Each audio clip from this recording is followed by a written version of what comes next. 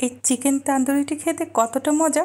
যদি একবার ঘরে ট্রাই করেন এভাবে ঘরোয়া মশলা দিয়ে, তাহলে বাইরে থেকে আর এই চিকেনের তান্দুরিটি কিনে নিয়ে খেতে হবে না। তবে চলুন দেখে নেওয়া যাক। আচ্ছা, আমি এখানে একটি চিকেন লেগ পিস নিয়েছি, একটু বড় সাইজের।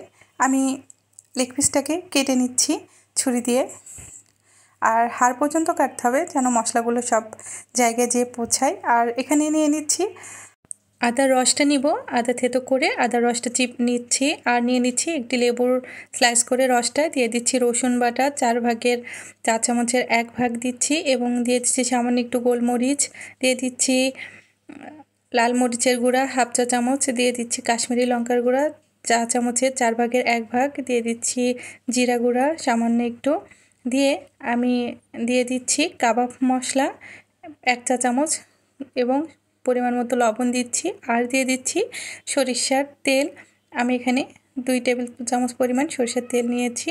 দেন এখন খুব ভালোভাবে আমার এই চিকেনটার সঙ্গে হাত দিয়ে আমি মশলাগুলোকে মেখে নিব, যাতে খুব ভালোভাবে সব জায়গায় লাগিয়ে নিতে হবে।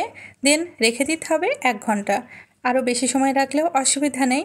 তো 1 ঘন্টা পরে আমি এখানে 2 টেবিল চামচ পরিমাণ বেসন আর 1 টেবিল চামচ পরিমাণ চালের গুঁড়া নিয়েছি। নিয়ে আমি এখন চিকেনের সঙ্গে মাখিয়ে নিচ্ছি।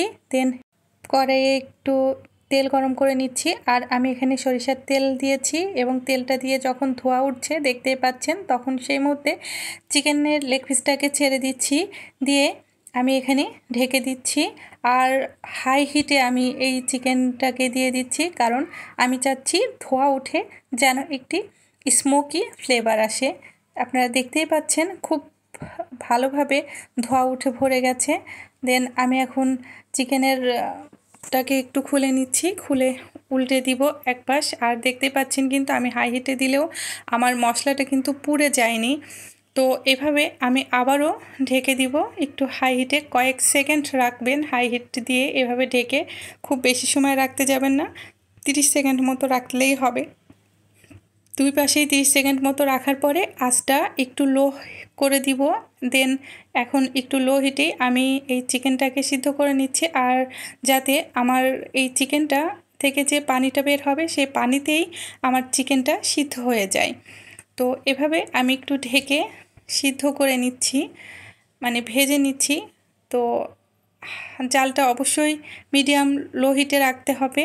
দেন খুলে এখন ঢাকনাটাকে আমি চিকেনটা ভেজে নিচ্ছি, আর এপিট ওপিট করে খুব ভালোভাবে চিকেনটাকে এখন ভেজে নিতে হবে। বারবার উল্টে দিতে হবে, উল্টে উল্টে চিকেনটা ভেজে নিলেই কিন্তু রেডি হয়ে যাবে আমাদের চিকেন তান্দুরি। আপনি চাইলে হাই হিটেও দিতে পারেন, তো কোনো অসুবিধা নেই।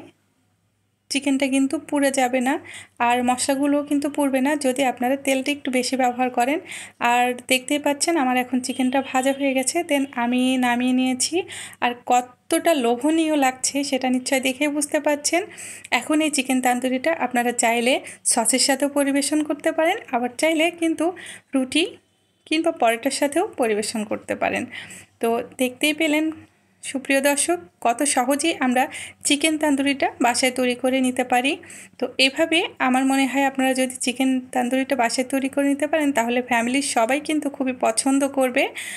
তো আশা করি আপনাদের রেসিপিটা ভালো লেগেছে আর উপকারে আসবে।